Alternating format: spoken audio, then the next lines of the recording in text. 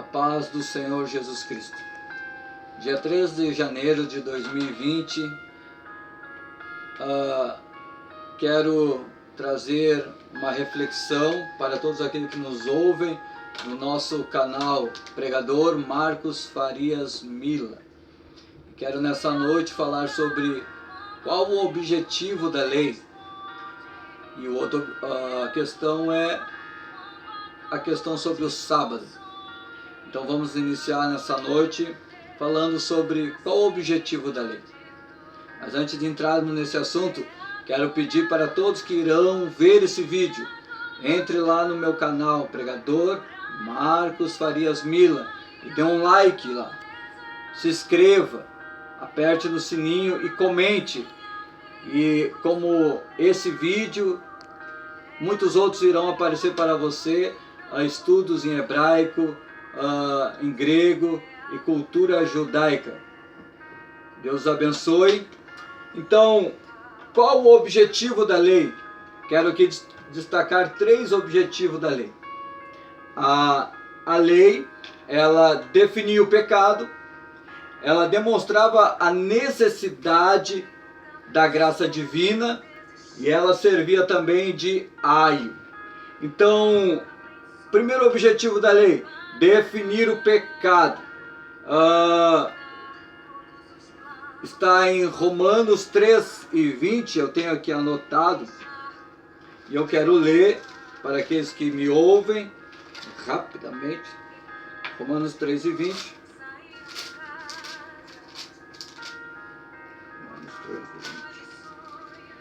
Que nos diz assim: visto que ninguém será justificado diante dele por obras da lei, em razão de que pela lei vem o pleno conhecimento do pecado.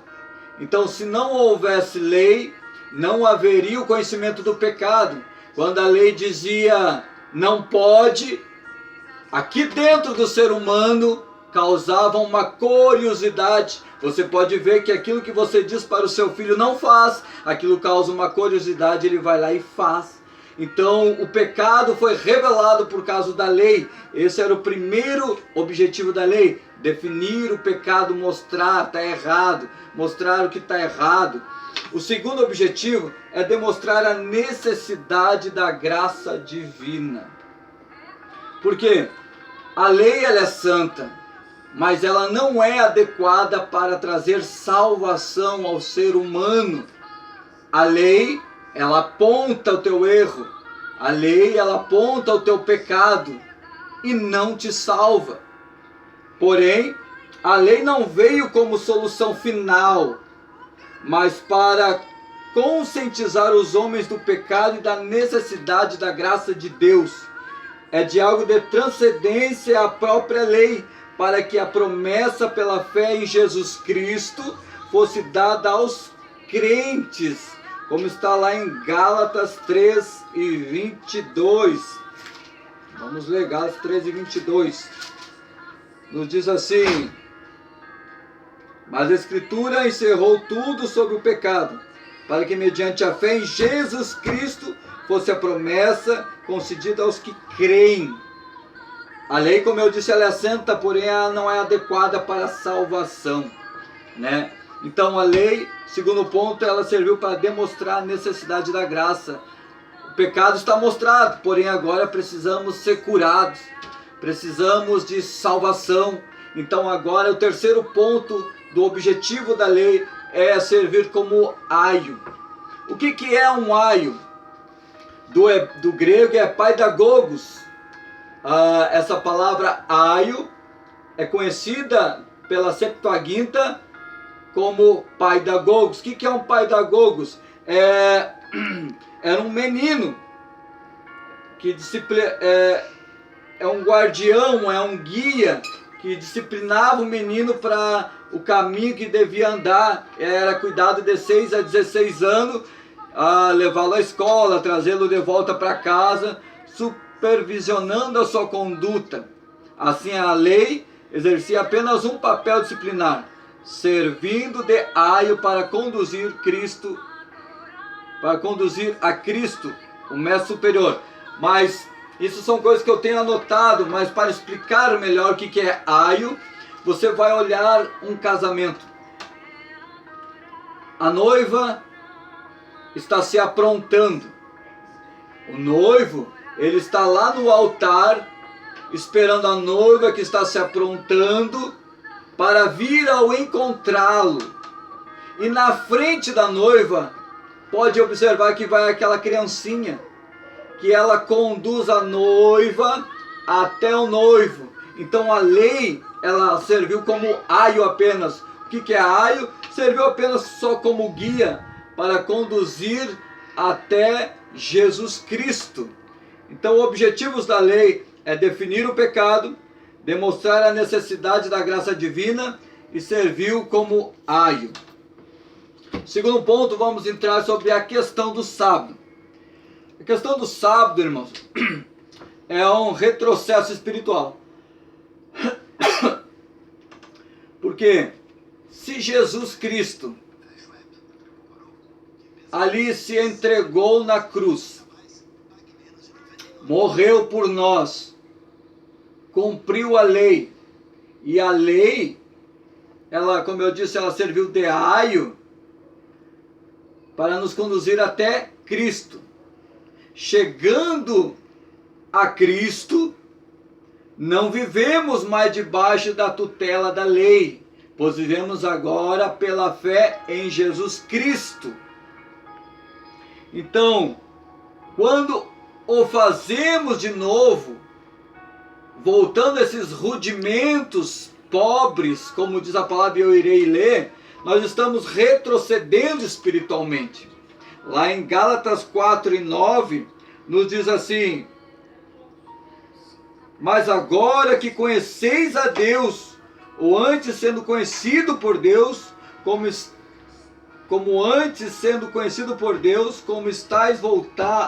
está voltando outra vez aos rudimentos fracos, pobres, aos quais de novo quereis ainda escravizar-vos. Versículo 10: guardais dias, meses e tempos e anos. Aí Paulo fala assim no 11: receio de vós tenha eu trabalhado em vão para convosco. Então há uma história aí de um grupo de pessoas que dizem que deve se guardar o sábado e que dizem: vocês guardam o domingo. Quero dizer com minhas palavras que eu não sei de onde tiraram isso, que o crente de tal igreja, dessa Assembleia de Deus, ou quadrangular, ou pentecostal, seja qual for a denominação, guarda domingo. Ninguém guarda domingo, não se deve guardar domingo, não se deve guardar sábado, porque Paulo foi bem enfático dizendo esses rudimentos pobres de guardar dias, meses, tempos e anos, não se deve guardar isso. E quero aqui ser um pouco até mais ousado em colocar um tema sobre esse assunto, que seria: não descanse em um dia, descanse em uma pessoa. Jesus Cristo é o nosso descanso. Então, quando fazemos isso depois de Jesus ter cumprido toda a lei, voltar a esses rudimentos, estamos retrocedendo espiritualmente. Também quero falar também sobre a abolição do sábado. O sábado foi abolido com a chegada do novo concerto. Qual era o primeiro concerto?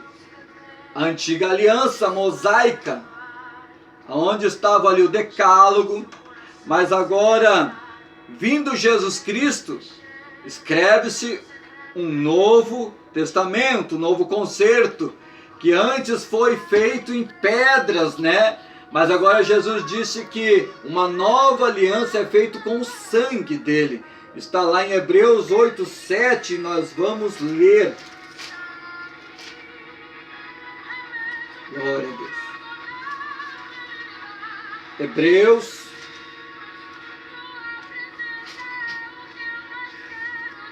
Hebreus 8:7 até o 13, nos diz assim, ó: porque se aquela primeira aliança tivesse sido sem defeito, de maneira alguma estaria sendo buscado lugar para uma segunda.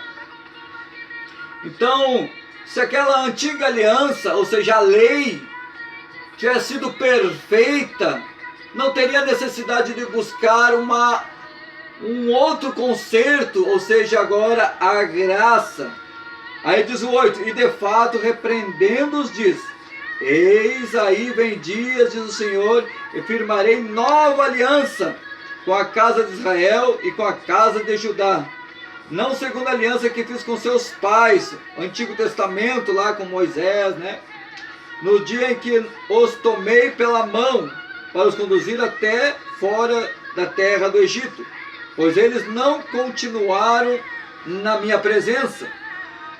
Eu não atentei para eles, diz o Senhor, porque esta é a aliança que firmarei com a casa de Israel. Depois daqueles dias, diz o Senhor, na sua mente imprimirei as minhas leis, não agora mais em tábuas, agora em nossa mente. Nossa mente em hebraico é leb, que quer dizer coração, né? Agora na nossa mente. Diz o Senhor, na sua mente imprimirei as minhas leis, também sobre o seu coração as escreverei, e eu serei o seu Deus, e eles serão o meu povo. E não ensinará jamais cada um ao seu próximo, nem cada um ao seu irmão, dizendo, conhecer o Senhor, porque todos me conhecerão, desde o menor até o maior. Pois para com a sua iniquidade usarei de misericórdia, e de seus pecados já não me lembrarei. Quando ele diz nova, torna antiquada a primeira. Ora, aquilo que se torna antiquado e envelhecido está prestes a desaparecer. Quando o Senhor Deus diz que fará um novo concerto, uma nova aliança, então a hermenêutica da Bíblia me faz entender que quando o Senhor diz farei uma nova, então quer dizer que a primeira já não serve mais, já não está mais adequada e está prestes a desaparecer. Desaparecer quando? Quando Jesus viesse e cumprisse toda a lei, porque nós não conseguiríamos. Ele cumpriu tudo para nós, então agora ela desaparece, né? Também foi dado como sombra das coisas futuras que se cumpriram em Cristo. Portanto, ninguém vos julgue pelo comer, pelo beber, ou por causa dos dias de festa ou de lua nova, ou dos sábados, que são sombra das coisas futuras. Mas o corpo é de Cristo. Jesus é quem projeta a sombra. O sábado é, pois, sombra, mas a realidade espiritual na fé cristã é Cristo, e não o sábado. Também